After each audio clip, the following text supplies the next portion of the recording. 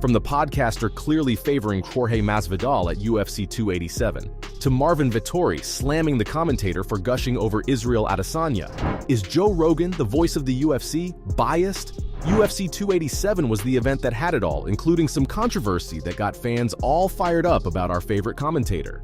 In the co-main event of the night, fans saw the explosive matchup between Masvidal and Gilbert Burns. It was a clash that had fight enthusiasts excited, promising nothing short of an all-out slugfest. And man, did it deliver. Masvidal, the hometown hero from Miami, was facing off against the formidable Durinho from Brazil. Right from the opening bell, it was clear that Burns was on another level. He was outclassing Masvidal left and right, dominating the fight with his skill and technique.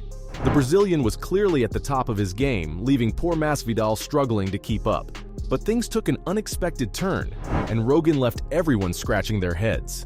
After the third round, the commentator dropped a bombshell during his rant. He actually called the fight pretty even. Say what? You can imagine the chaos that followed. Fans immediately took to Twitter with their virtual pitchforks in hand and started flaming Rogan and his judgment.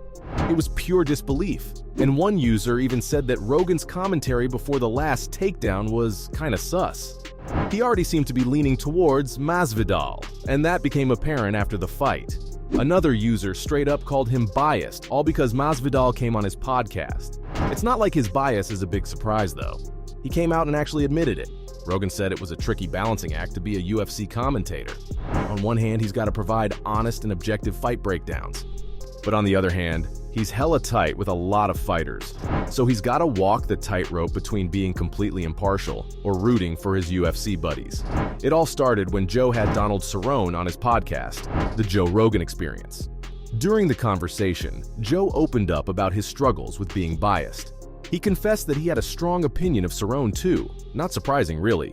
He did try to suppress it, but he said that part of being a commentator was to have opinions on fighters. Now, I mean, he ain't wrong, but is it fair to the fighters?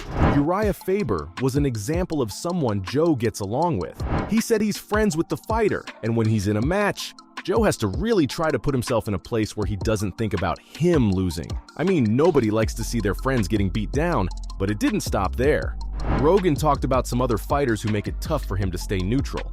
He admitted that when TJ Dillashaw fights, for him, staying unbiased is impossible. Same thing with Conor McGregor and Chad Mendes, because Joe said he absolutely loves them. He went on to explain the struggle he faces as a commentator, and said that it's important for him to be as objective as he can. But he also has to be honest if something's happening. And for some guys, being in that position hurts. It's a constant battle between being a friend and being a professional. Joe even added Chad Mendes to the list of fighters he's biased toward. He couldn't help but gush about him. Still, despite the accusations and criticisms, Joe wants everyone to know that he takes his job seriously. He said that he always aims to be fair and respectful in his commentary. And even if you think his commentary was biased, he said he's never disrespected anyone. But Joe's not immune to getting fired up when things get out of hand in the octagon. Remember when Priscilla Cachoeira almost got her eye poked during her fight with Jillian Robertson? Joe couldn't help but completely lose his cool. So hey, sometimes even the most composed commentators can't help but let their emotions get the best of them. That doesn't mean fans aren't divided about him continuing as a color commentator for UFC 281. He joined forces with Daniel Cormier and John Anik for the epic event, featuring the highly anticipated clash between Israel Adesanya and Alex Pereira inside the legendary Madison Square Garden in New York. Now let's talk about the elephant in the room. The debate about whether he should continue commentating is still raging among fans. Being a commentator in the MMA is no easy job, and Rogan constantly has to deal with die-hard fight enthusiasts. Some fans just couldn't resist sharing their thoughts. One dude took to Twitter and said that the UFC commentary stinks. He said that watching the UFC 259 main event was just Rogan being biased toward Israel Adesanya. UFC 259 was when Israel Adesanya stepped into the octagon to face Jan Blachowicz, aiming to become a two-division champion.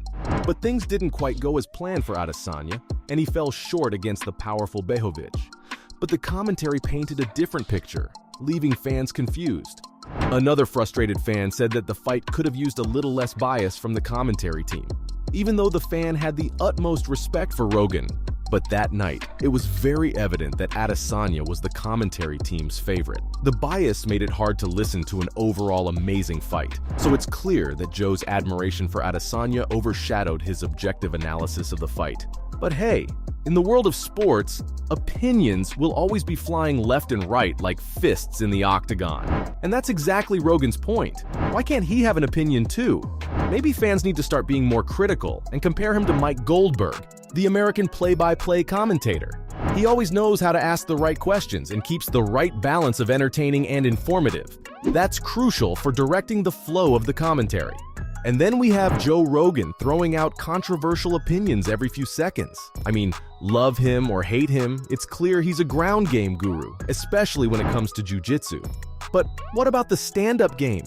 Am I the only one feeling like it's getting the short end of the stick?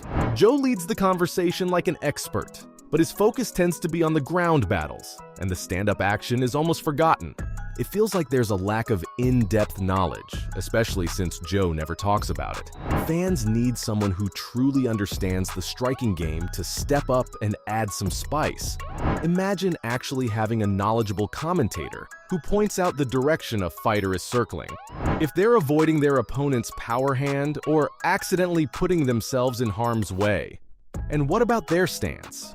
Will it affect their performance or not? Instead, what do we get? Goldberg casually calling out a nice right hand, and Joe just being like, "Wow, he is so powerful.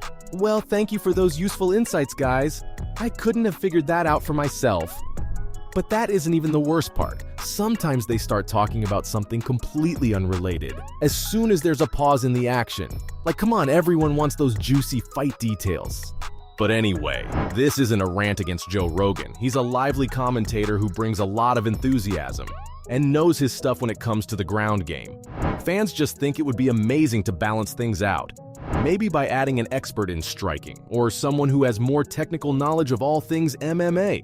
That way, fans get a well-rounded commentary experience. But maybe he'll turn things around as he steps back into the octagon to commentate on the Adesanya versus Pereira fight at UFC 281.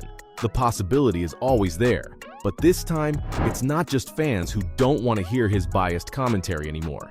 Even some fighters themselves have called him out for being a bit of a jerk. One fighter who didn't hold back was Marvin Vettori. He slammed the UFC commentary team for showing favoritism toward Adesanya and said it's clear Joe has a soft spot for him. But Rogan wasn't one to shy away from addressing any issues. In fact, he spoke about it and gave fans some insights into his approach. He said that he's always tried to be fair in his commentary and maintains that these are just accusations and opinions flying around. This wasn't the first time a fighter has spoken against Rogan's tactics. Back in UFC 144, Quentin Rampage Jackson said he'd beat the crap out of Joe if he kept running his mouth. The fighter said that he had a huge bias against jiu-jitsu guys, and he shouldn't be pushing his opinions on the fans. So, from Marvin Vettori slamming Joe Rogan for gushing over Israel Adesanya, to the commentator clearly favoring Jorge Masvidal at UFC 287, this was all about Joe Rogan, the voice of the UFC, being biased.